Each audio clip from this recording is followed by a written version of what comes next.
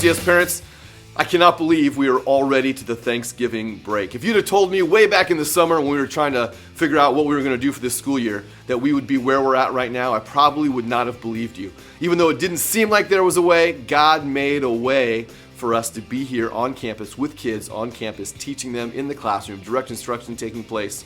And for those that still need distance learning, we had the opportunity to provide distance learning to students as well. God provided a way for lots of people in lots of circumstances. So God is good. We have lots to be thankful for in this school year. Even though things don't look normal, God made a way for us to be here. Obviously, we are still praying that things continue to get better so that we can start to get rid of some of these things eventually in the future, the masks and the social distancing, the cohorts. It does make things very difficult on campus at times. It really kind of puts different groups of people and students and teachers in silos because we can't mix those groups. And I don't see other teachers throughout the day or other students, just the students I have in the classroom, that's it. However, we are able to have students in the classroom, and that's always the important thing to remember. There's a lot of kids that cannot be in school right now, and we're very fortunate that we're able to have kids in the classroom, teaching them directly.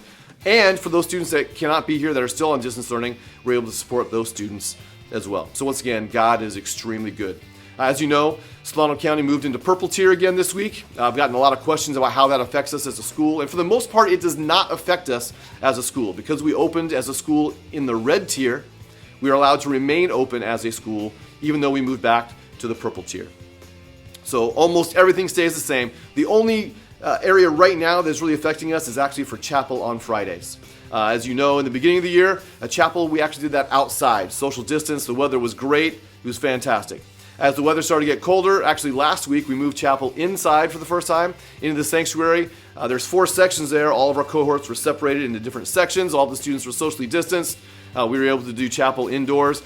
And then all of a sudden we go to purple tier and we're actually not allowed to do chapel indoors anymore, which leaves us just a few options. Either we can go back to doing it outside, or we can do a virtual chapel, or just do no chapel at all. So the no chapel at all option is probably off the table. We want to make sure we still have a chapel each week. The virtual chapel is very labor intensive.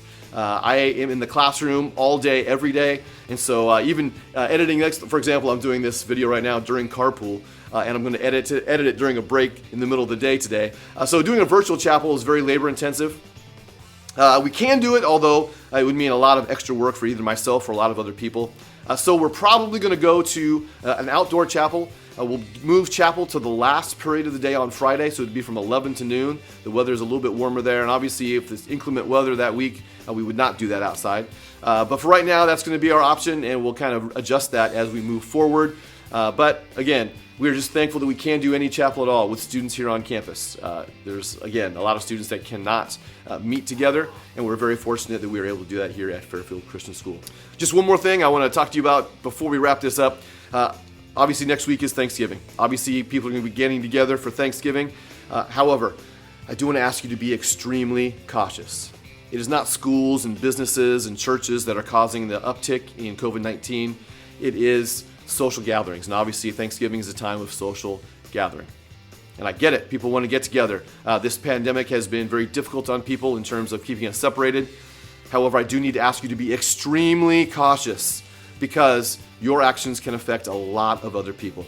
Here at Fairfield Christian School, our protocols that the county requires us to have is that if a staff member or a student contracts COVID-19, that cohort has to go to distance learning for 14 days. Just think of the other families. If a child contracts COVID-19, that's dozens of other families that are now affected by that. Families that now have to figure out childcare for those kids. Families that may not be able to go to work because they've got to stay at home with their kids. There's lots of things that it affects besides the COVID-19 itself. So please make sure you're thinking about other people in all regards, not just in terms of the virus. And I know people are all over the map in terms of masks and social distancing and all the things going on. However, please think of other people, especially here at the school. We've been very fortunate. Since we've opened, we have not had a COVID-19 case, even though I had somebody tell me that we'd probably be shut down in a month because we have so many cases here at the school. That has not been the case.